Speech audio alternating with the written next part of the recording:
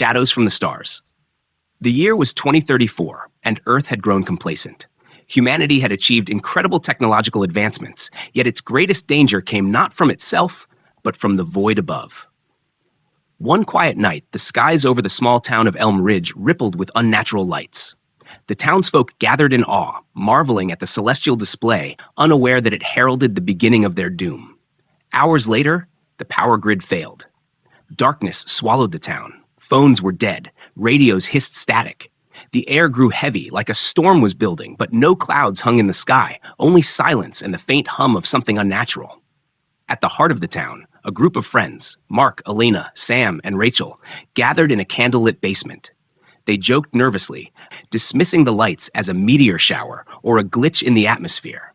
That was until they heard the first scream. It came from across the street, sharp and raw, cutting through the night. Mark and Elena, the bravest of the group, ventured outside, flashlights in hand. The street was empty, save for a strange metallic smell in the air. As they approached the source of the noise, their beams landed on a car parked at an odd angle. Its windows were shattered, and the interior was smeared with a dark, viscous fluid that wasn't blood. Suddenly, the air was filled with an eerie clicking sound. It was rhythmic and unnatural, coming from everywhere and nowhere all at once. They turned, but the street behind them was no longer empty. Figures stood in the shadows, tall, angular beings with skin that shimmered like oil under moonlight. Their heads were elongated, eyes like black voids that seemed to absorb the light. One of the creatures raised a hand, its spindly fingers twitching in intricate patterns. Mark barely had time to scream before a beam of light erupted from the creature's hand, enveloping him in a blinding white. When it faded, Mark was gone.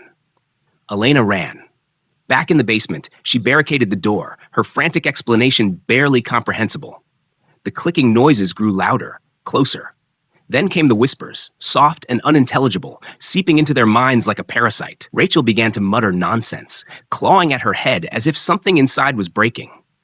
The group tried to escape through the cellar doors, but outside was worse.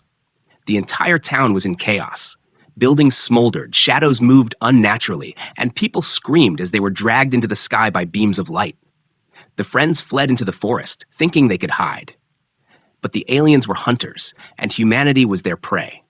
One by one, the group was taken, each abduction more horrifying than the last. Sam disappeared into the fog, his cries echoing long after he was gone.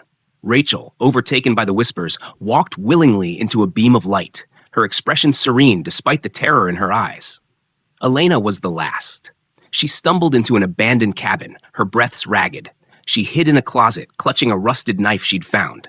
The clicking grew louder, the whispers invading her mind. She fought them, biting her lip until it bled to anchor herself in reality. The closet door creaked open. The alien stood there, towering over her, its dark eyes reflecting her terror. It didn't move to kill her, not immediately. Instead, it tilted its head as if studying her, a predator savoring the last moments of its prey. Elena screamed and lunged, the knife slicing through its skin. The creature let out a guttural roar, and for a moment she thought she had a chance. But then the others appeared, their black eyes filling the tiny room.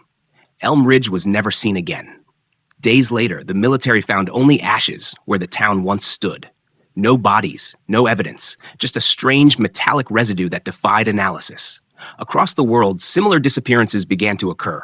First in small towns, then larger cities.